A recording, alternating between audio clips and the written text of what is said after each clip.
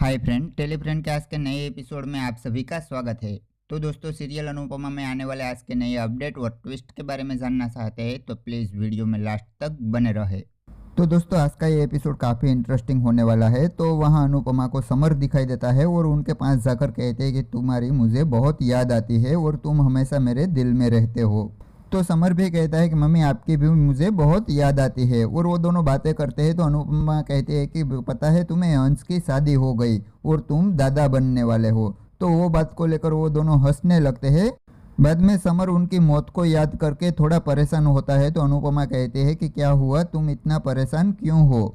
तो समर कहता है कि मम्मी मेरी आत्मा को अभी भी शांति नहीं मिली है, मुझे मारने वाला अभी भी आज़ाद घूम रहा है। फिर समर वहां से चला जाता है तो अनुपमा भी उनके पीछे जाती है। तो रास्ते में अनुपमा प्रकाश भाव की गाड़ी के बीच में आती है और वो ड्राइवर नीचे आकर कहता है कि दिखाई नहीं देता है, ये प्रकाश भाव की गाड़ी है। तो अनुपमा भी कहते हैं कि आपको भी देखकर चलना चाहिए और वो दोनों बहस करने लगते हैं। वैसे में सरिता वहां आती है और अनुपमा की ओर से सरिता प्रकाश भाव से माफी मांगती है। तो वहाँ कोठारी निवास में पराग और अनिल दोनों गौतम ने की हुई गलतियों को सोल्व करते हैं मगर उनसे नहीं होता है।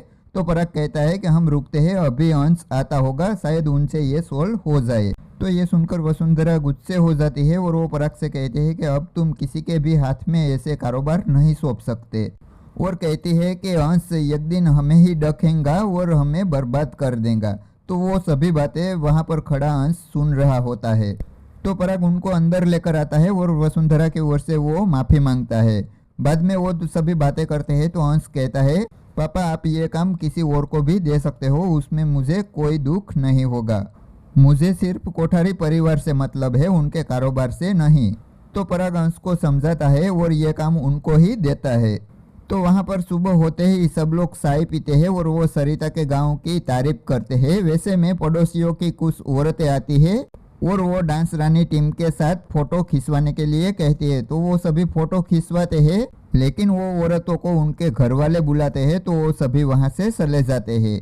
बाद में वहां प्रकाश भाव का मानस एक तातिया आता है तो सब लोग उनका स्वागत करते हैं और वो सभी बातें करते हैं। तो वो अनुपमा को कहता है कि तुमने प्रकाश भाव का रास्ता रोककर अच्छा नहीं किया है और सभी को कहता है कि आप सभी को प्रकाश भाव ने उनके वहां बुलाया है।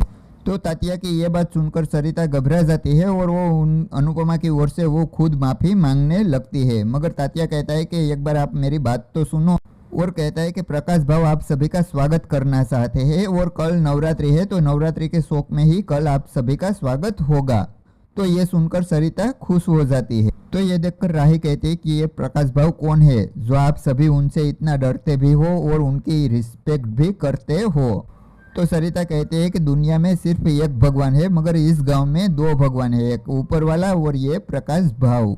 और तातिया भी कहता है कि वो हमारे भगवान है, हमारे वहाँ कभी किसी को कुछ होता है तो वो डॉक्टर के पास नहीं बल्कि प्रकाश भाव के पास जाते हैं। तो अनुपमा ये बात सुनकर उनको एक अंधश्रद्धा कहती है।